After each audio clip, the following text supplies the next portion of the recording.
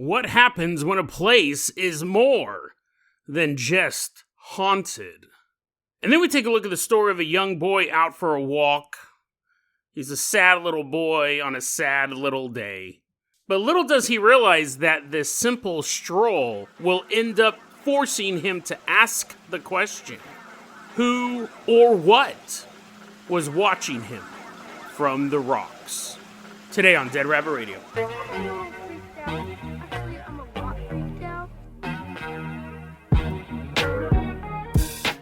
Hey everyone, welcome back to another episode of Dead Rabbit Radio. I'm your host, Jason Carpenter. I'm having a great day. I hope you guys are having a great day too. Hope you guys are having tons of fun doing whatever you're doing. We got a lot of stuff to cover today, so first off, running into Dead Rabbit Radio Command, everyone get on your feet and give it up for Rudy Jazz. Woohoo! Yeah, wee! You're like, wow, that's kind of a quiet clap, Jason. Don't you think Rudy deserves more? Long-time listener, long-time supporter of the show. Rudy definitely deserves more than that clap. I'll explain why. First off, Rudy made a very generous donation during the Dead Rabbit Radio 7th anniversary live stream special, and that is why Rudy's going to be our captain, our pilot this episode. If you guys can't support the show financially through the Patreon or the merch store or live streams, that's totally fine. It really is. Just help spread the word about Dead Rabbit Radio. That helps out so much. Tell your friends, tell your family, tell everyone you know. Dead Rabbit Radio is your favorite paranormal show. That is how you can help the show grow. Okay, so Rudy, we're going to take a second before we get in the vehicles, and I haven't even picked one out. I'll explain why you got such a quiet clap. I guess I don't have to explain it. It's not that magical. It's not paranormal, or is it? For about the past month or two, I haven't been able to sleep for more than 2 hours. I wake up immediately. You can set a clock to it, which has really sucked. It's obviously affecting me mentally and physically. But, I go to bed at midnight and I wake up at 2, and I'd be like, well, I guess I'm just going to be up for the rest of the next 24 hours, and I've been doing this for weeks. I did it most of my vacation. I haven't been able to stop doing it. I've tried all sorts of things. So, today I went to the doctor. I talked to my doctor about that, and she's like, I don't know. I don't know what could be causing that, and she said, try melatonin, and if that doesn't work, I'll give you something stronger to get your sleep cycle set up. So I go, okay, cool. So I left the doctor's office, and I came back home, and that was around 2 p.m. on the 20th, August 20th. And I go, you know what? I've earned a nap. I've earned a nap. I have been napping during this month-long period, but usually I'd take a nap. I fall asleep for 2 hours, wake up. It sucked. I've been getting maybe 4 to 6 hours of sleep a day. Sometimes I could get in a little bit more, sneak in an extra nap. But so today I got home at 2, and I go, okay, sweet. So I'm just going to go take a nap. I'll get up in 2 hours and record this episode of Dead Rabbit Radio. Okay, that was the plan. I ended up sleeping for 8 hours. I woke up around 10 p.m. I was like, oh man, I got an episode to do. My deadline for episodes is 7 a.m. Pacific Standard Time. That's why but they always come out early, so people think the release schedule is kind of wonky. But so obviously I'm going to be, I did get 8 hours of sleep for the first time in months, uninterrupted. Had an awesome dream. It was pretty cool. I was hitting on some chick. At a Giants game. She was doing a study on players and their connection to superstitions. See, even in my dreams, I can't stop researching in my dreams. There was this nerdy girl who was trying to talk to players about superstitions and audience members about sports superstitions, and I was all macking on her in the dream. And I will say this, I was not successful, even in the dream world. She was like, I don't know. And I was like, come on, I know everything about superstitions. Do you know anything about baseball? No, but I do know everything about superstitions, and it's funny, because when I woke up, I thought, I don't know anything about superstitions. I was totally BSing this girl. Like, superstitions, like, I know a little bit, probably as much as the normal person. It's not something I do a lot of research on, but it was so funny, because in the dream, I was totally macking on her. And, I was getting a little back, right? It wasn't like, you're like, so basically, Jason, you slept for 8 hours for the first time in a month. And your dream was you were stalking. You were stalking a woman. No. I think she was interested. But I just thought it was funny that even in my dreams, I was feeding her a line. Basically what I do in the real world, too. I was like, oh yeah, that's a great poem you wrote. Whoa, you're the best poet ever. So I'm trying not to throw up. Oh, yeah, player Jason. But anyway, so I'm a little bit quieter tonight. Because we're recording this late. We're pushing about midnight now. Because I woke up and ate a burrito, which was I was supposed to eat for dinner. I was like, well, I guess we got to eat this burrito at 10:30 at night. I'm going to be up all night. Anyways, Rudy, I'm going to go ahead and toss you the keys to the Jason Jalopy. Everyone climb on board as Rudy fires this bad boy up. We're leaving behind Dead Rabbit Radio Command. Why don't you drive us all the way out to Oregon? Specifically Ashland, Oregon. So southern Oregon, I believe. You know, I'm up in Hood River. I'm up north. We're headed all the way down to Ashland, Oregon. And more specific than that, we're headed to a place called Lithia Park. I've never heard of this place. I've never been there. But apparently, if you look at the reviews of the park, people really like it. People really, really like the park. And even people who don't like it, they make it sound really awesome. Like one person that gave it a 1-star review because it was too hot at the park. I was like, what are they supposed to do? I mean, it's the sun. How are you supposed to fix that? I've never heard a review of a place that was too hot. I mean, listen, if it's indoors, yes, they can turn down the heater, but how do you complain about the heat at a park? I don't understand. Other reviews said that there have been bear and cougar sightings at the park. When is the last time you went to a park that was that exciting? It sounds like Jurassic Park. It's like you go for a walk, and there's a chance you might get attacked by a black bear. That's dope. That makes me want to go there. I was like, can I go during dusk? Can I dress up as a big fat sheep? And just sit there and go, oh, my broken leg. Have a gun hidden and shoot the cougar in the head. But dog lovers, just to let you know, you cannot bring your dog there. There was quite a few reviews complaining there were no dogs allowed at this park. Which, I'm not a dog guy myself. That does seem weird, though.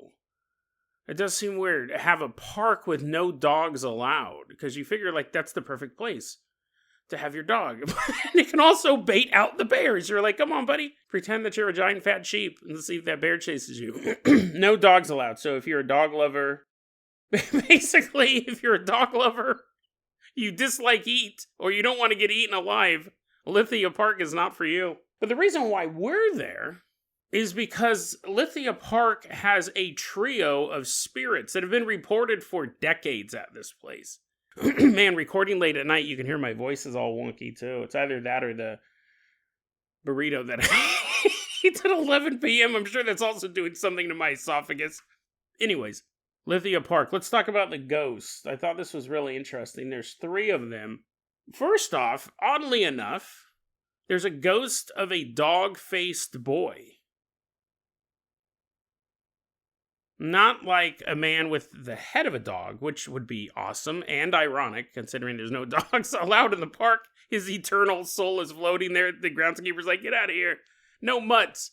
Dog-faced boy is a slang term. They have dog-faced girls, too. Very inclusive in their mutations. It's a boy or a girl born with this disease that gives them a hairy face. So they don't have the snout and they don't have, like, the teeth. Well, they have teeth, but not like cool dog teeth. They just have normal human teeth. They just look super hairy. Well, they don't just look super hairy. They are super hairy. It's all over their face. And probably, I presume, the rest of their body. It would be kind of funny if you just had a hairy face. The rest of you, I'm as smooth as an otter. But, yeah, Dog-Faced Boy. The story, and I tried to verify all of this stuff. I wasn't able. I mean, I could verify there's tons and tons of these ghost reports. This is a very active haunted location. But according to the stories, there was a dog-faced boy who lived in the area back in the 20s who went missing. I wasn't able to verify that. I unfortunately wasn't able to find, because you figure that'd be in the news, right? If there was a dog-faced boy in your town, it's probably in the newspaper all the time. Dog-faced boy spotted at Walgreens. He's just buying stuff. So if he went missing, yeah, that would probably be news too. So I wasn't able to find any proof, though, that this dog-faced boy ever existed. But we do know that dog-faced boys are real. And I'm sure some of them, unfortunately, have gone missing over the decades. So if you go to this park, there's a chance you'll run into the ghost of a dog-face boy. The other ghost, there is one that you could be walking through this area late at night, which I don't believe you're allowed to. I think the park shuts down at a certain time period. It makes sense considering the predators that roam the area. But let's say for us, we broke in, we're there late at night. Dogface Boy is with us now. He's on our crew. We bought him a little jacket. And no one else has jackets. It's super hot. He's like, can I take this off? We're like, no, you're part of the club. You're part of the jacket club. Why don't you guys have jackets? Yeah. We just haven't got ours yet. And he's all sweating. But anyways, we're walking through this hot park and we hear music.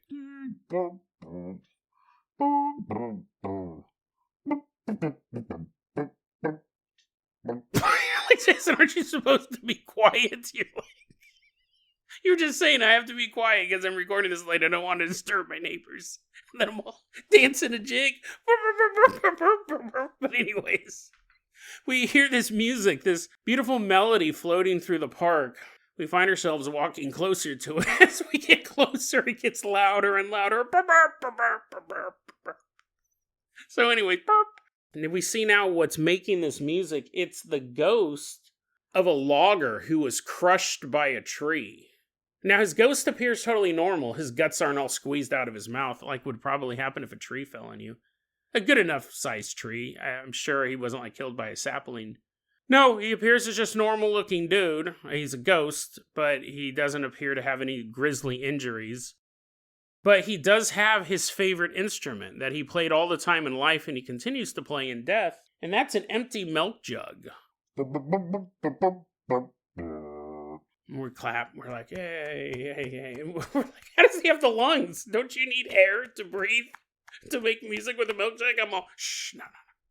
Let's not talk about physics and ghosts because honestly, we don't know. That would be a good point. You would need to propel air out of your lungs to use a milk jug as an instrument. And he's doing it somehow.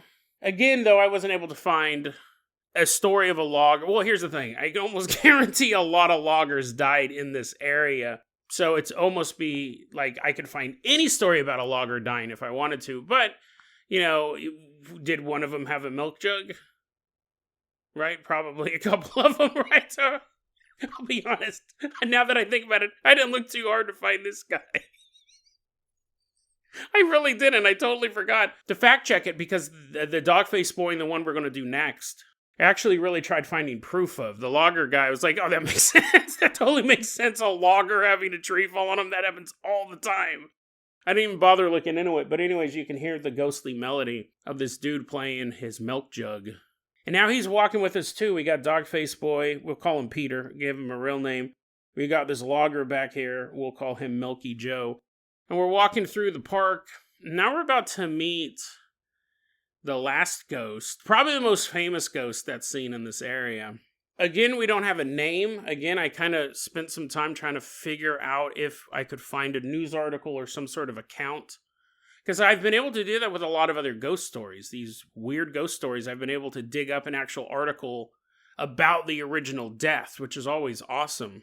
This last ghost, though, we're headed all the way back to the late 1800s for her origin story. Apparently, at Lithia Park, well, I guess it really depends on the sequence of events, but this young girl, she was raped and murdered.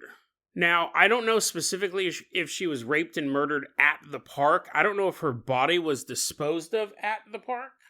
Maybe the park was a place she loved the most in life, and now her soul is there in death.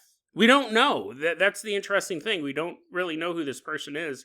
I wonder if any mediums have really tried to make contact with this spirit. It's interesting because you go, well, of course. I mean, these are like famous ghosts in Ashland, Oregon. A lot of times, though, it would come down to whether or not the park would let you.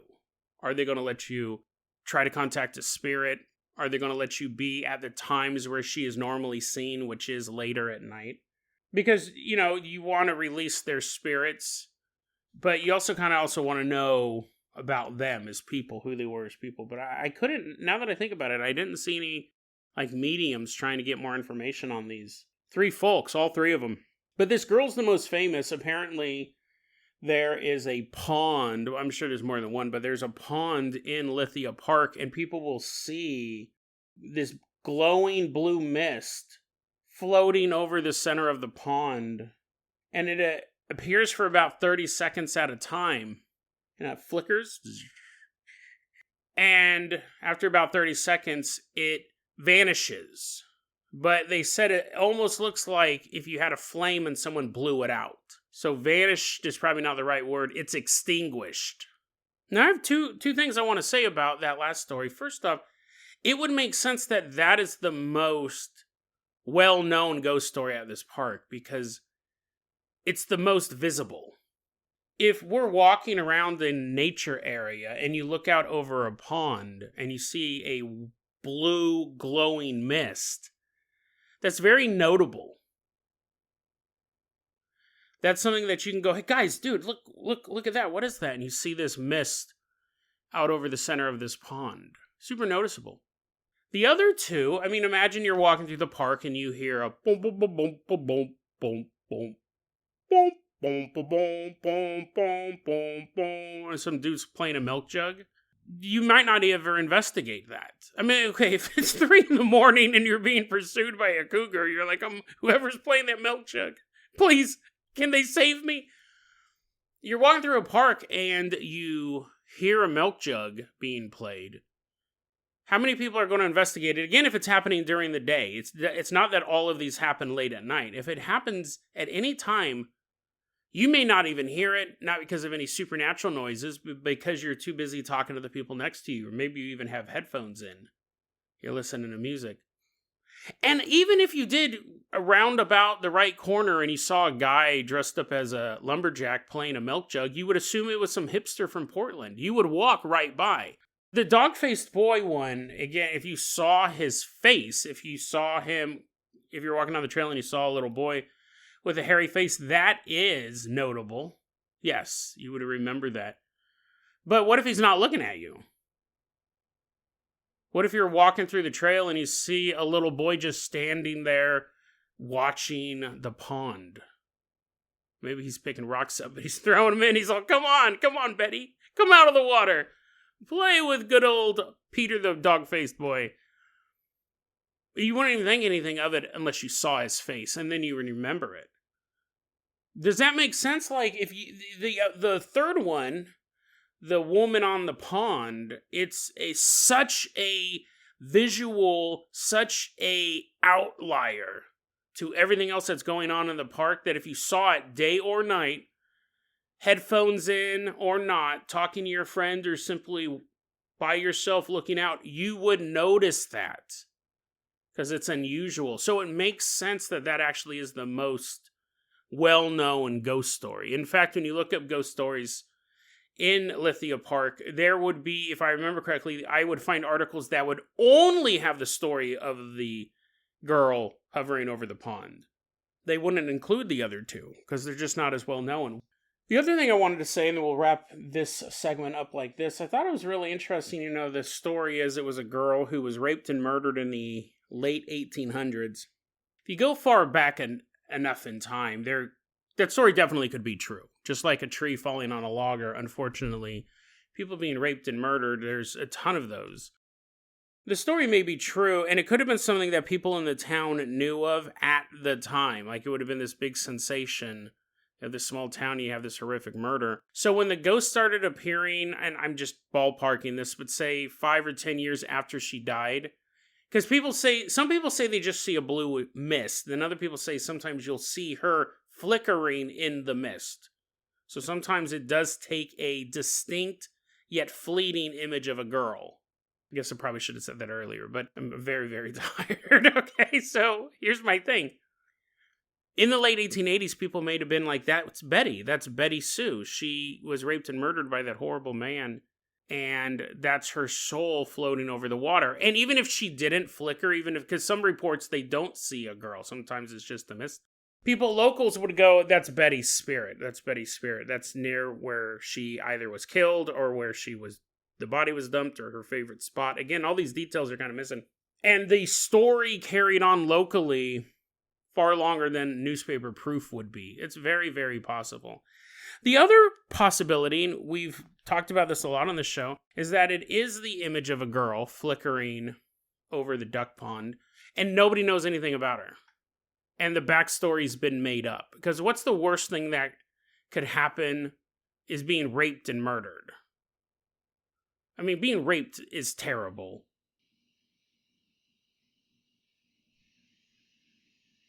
Can you hear that? My radio just turned on all by itself.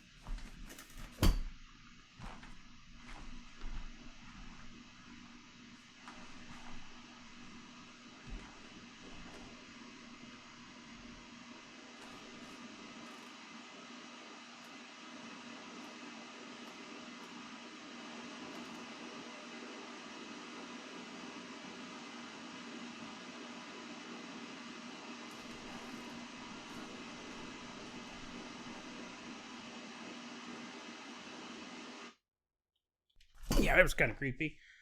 So, I mean, I do want to give that some context. This radio that I have, I never use the radio function. It's pretty much just to play music, like I Bluetooth my phone to it. And this is funny because it can kind of be paranormal, or it could be something totally explainable. Sometimes it will set the alarm. I never use it. I don't think I've ever used the alarm function. Sometimes it will set an alarm.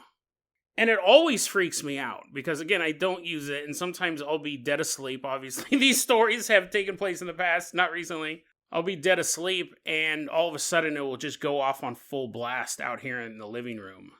But yeah, because we just hit midnight. Now it's August 21st, and that creeps me out.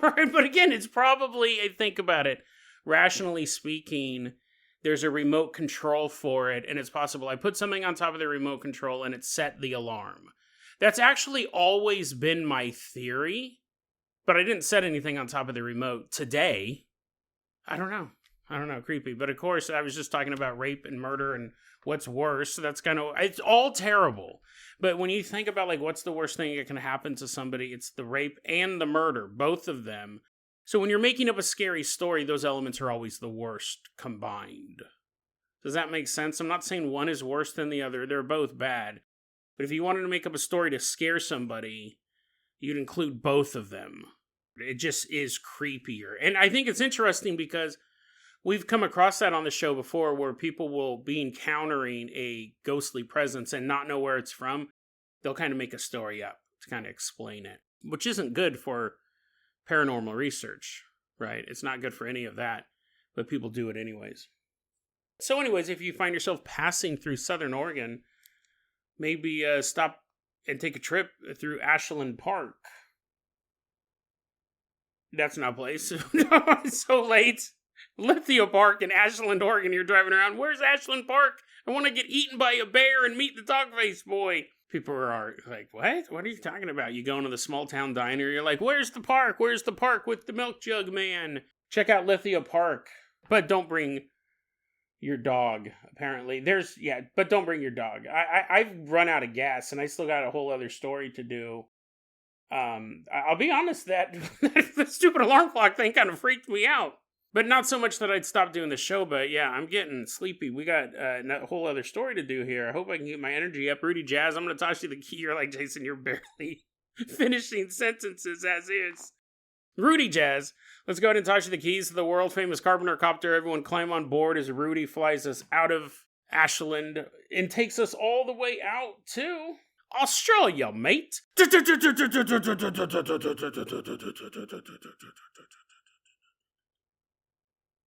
As we're headed out there, I wanted to say something that's kind of creepy. Recently, I was watching this play. The local theater here puts on plays in town, and it was a musical. I don't remember most of it, but it was a musical about a girl who got out of jail, and she wanted to own a diner or work at a diner or something like that, and it's like small town gossip.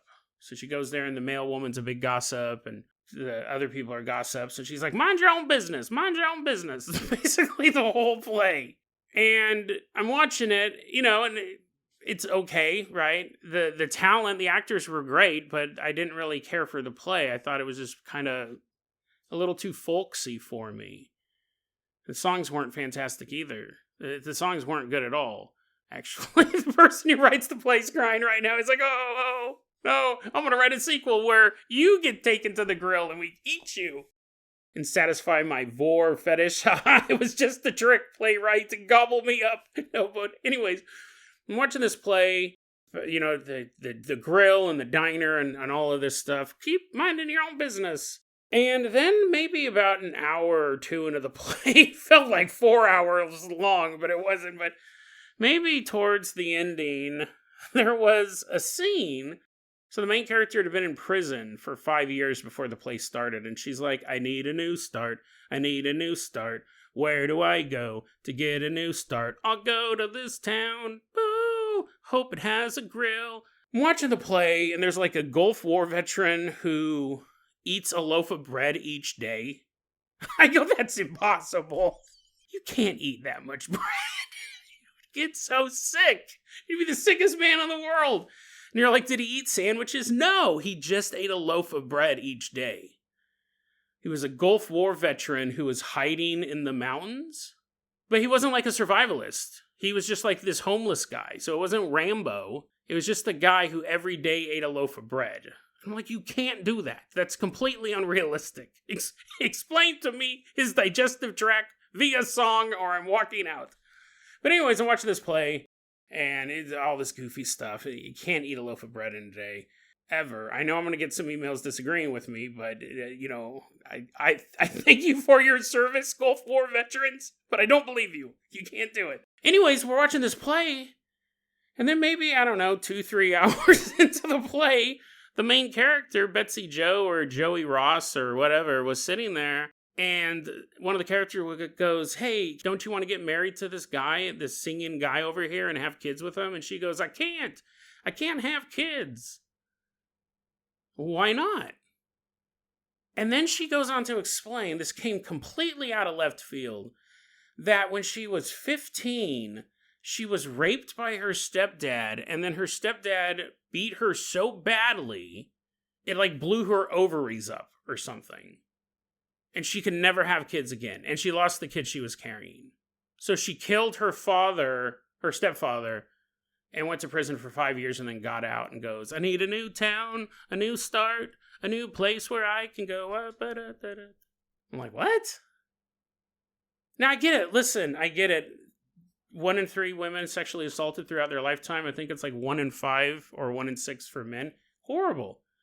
I'm not saying you can never have that in your media, in your art at all. It just completely came out of left field. And there's 100 different reasons why they could have had her in prison and 100 different reasons why they could have had it so she biologically couldn't have children. But it was very odd. It felt like forced drama because it didn't fit anything before or after. Because I think they went to a musical number right after that. Not about that topic, but who's got my bread? Who's got my bread? Fee, fi, fo, fum, my face is getting red. Who's got my bread? And I was sitting there and I go, now here's the thing. I see that scene. This is the creepy part. I watch that scene. And obviously the first thought I have is, there's a lot of people in this audience who probably have been sexually assaulted, probably have been raped, right? But then I had a thought, and I've actually never thought this before. I honestly don't remember the last time I had been watching a live play like this, and it came completely out of the blue, and I didn't expect it. But I thought for the very first time, I'm sitting in this audience, the place is packed, is sold out, and that part came up, and I thought, yeah, I'm sure there are a lot of people in this audience. 1/3 of the audience has probably been where that young girl was. But then I thought, statistically, there's a couple rapists in here as well. I sat there in that theater and I go, I wonder if there is a dad in here who has raped his stepdaughter. And it's creepy. I never had a thought like that. Because, I'll watch movies, and even if it came out of the blue and I didn't expect it as part of the movie, it's just me in the house. But being around 200 or however many people there were, strangers, and having that scene come up, I thought, I wonder if there's a stepdad in here who has raped his daughter. And he would feel this moment. He's like, oh, is this play written about me? Like, you'd be super nervous. And then I thought, I just wonder how many rapists in general are in this building right now. 2? 3? I don't know. I have no clue. What was interesting is I went to see it with Sabine, and I had mentioned that the next day. I had said, yeah, I had this thought. I go, I wonder how many people had done that in this room. I know there were people in that room that it had happened to. Sure. Statistically, sure. But I wonder how many people in that room had actually raped somebody. And Sabine had an interesting comment. She goes, most rapists don't know they're rapists. Interesting and creepy thought. Because, I never really thought about that before. When you're walking through the mall, do you go, I wonder how many people in here have molested somebody? Probably not, right? I think it would drive you mad. I think it would really start to spiral you out. I mean, if you're walking around a store and you go, how many people in here have stole diamonds before? You'd want their autograph, right? You'd be like, did anyone here steal diamonds? You're trying to get people to admit to it. You're dressed up as a giant diamond. You have a broken leg. You're like, oh, what do I do now? There are certain crimes that you'd be like, oh, that's dope. You actually robbed $100 million. Oh, that's awesome. Tell me about it. But if there are certain crimes you don't want to know anything about. And you kind of walk and go through the world and you never really think about it. But yeah, there's gross people all around. And especially packed into that little theater, I thought there's probably at least 1 or 2 rapists in here. Okay, so we're not going to be able to do... You know what? I have such high hopes for this season, and I'm not giving up on that. I do not have time, though, to do the story that I promised you in the beginning. A bunch of Australian people are all like, oh, mate, I can't believe you let me down. No more shrimp on the Barbie for you.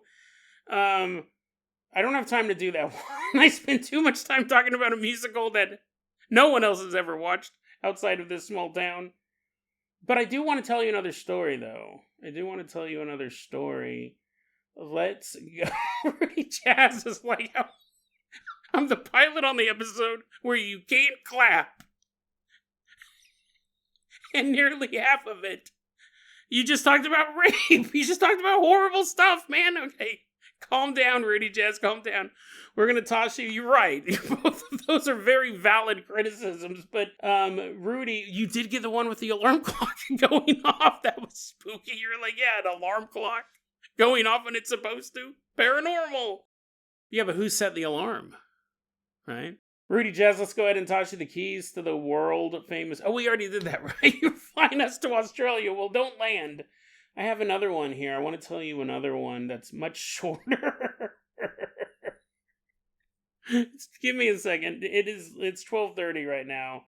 I've edited out a lot of stuff. You can just imagine how bad that segment got. And I was like, oh, okay, we can't go that crazy. Let's see here. That's a good one, but... Let's see here. I want it to be shorter. I'm really, really tired. What's the shortest one I can possibly find? It's like 2 sentences. No, I do have one. What's it called? That I think is really creepy. It actually is like kind of disturbing to me. Well, let's see. I'll read off some of my topics. I have floating shoes, deadly snip. I think you guys know what that one. I think you guys can guess what that one is. Glass pizza, odd coins. Okay, you're like, that one didn't sound, that sounded more like your collection. Okay, this is a creepy one. It's very, very short. Kind of disturbing to me. And it's short, so that's why it's making the cut. Rudy Jazz, turn this carbonocopter around. We're headed all the way out to a haunted house in Anywhere, USA.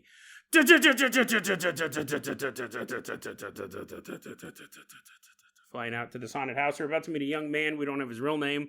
Let's call him Mark. Mark says, I lived in a haunted house, grew up in a haunted house. It's just something that you get used to.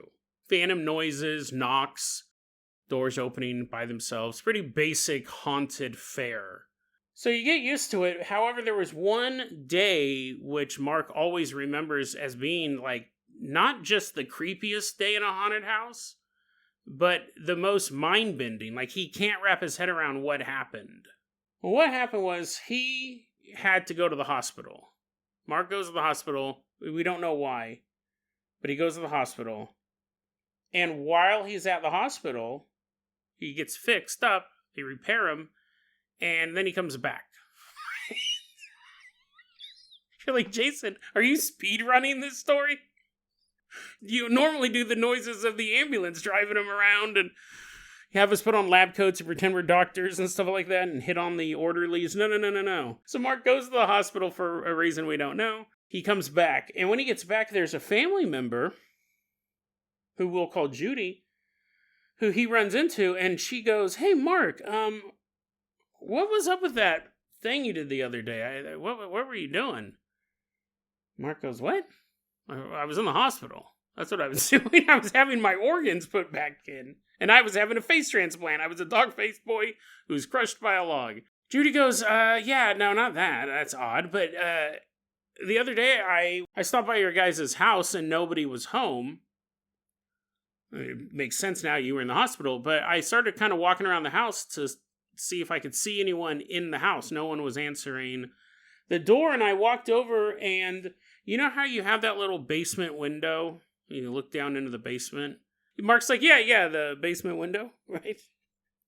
Thanks for asking how I'm doing, by the way.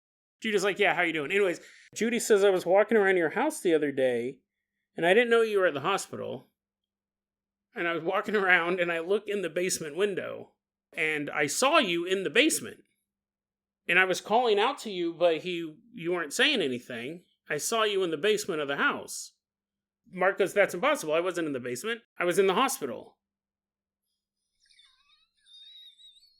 Now, hold on. You go, "Jason, you've told a dozen stories like this. That's not scary or mind-bending. It's a mimic. You've done 100 stories on this." No, I'm not finished. Although most of you shut the podcast off a long time ago. To my 2 remaining listeners. Judy goes, "I saw you in the basement, Mark. It was really creeping me out. I didn't know you weren't supposed to be in the basement. I didn't know you were in the hospital. I didn't know I was looking at a mimic. What I did know was that you were in the basement." Says the longest buildup. The basement light was low. Mice skittered from to and fro. She goes, "I looked into the basement window, Mark, and I saw you. You were laying down on the basement floor, covered in a pile of clothes. And your face was sticking out of the clothing, staring right at me. Why were you under all those clothes, bro? What were you doing in the basement?" That's scary.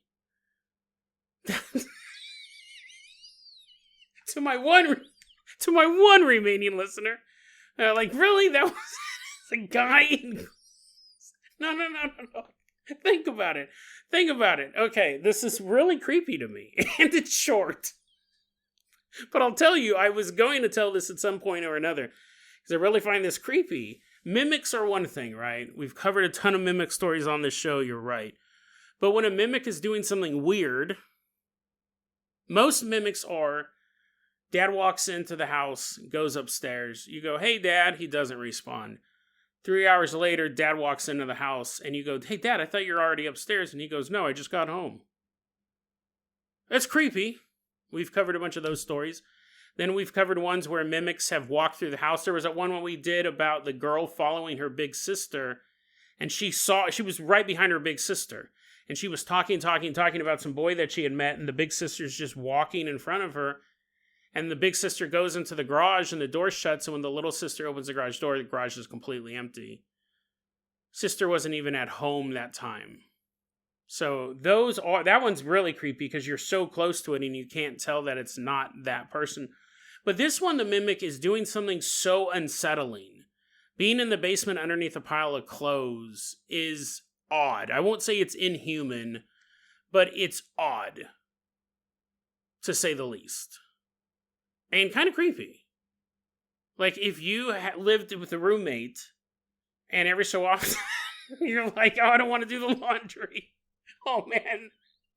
You've been wearing the same clothes for 3 weeks straight. You're like, "I don't want to do the laundry."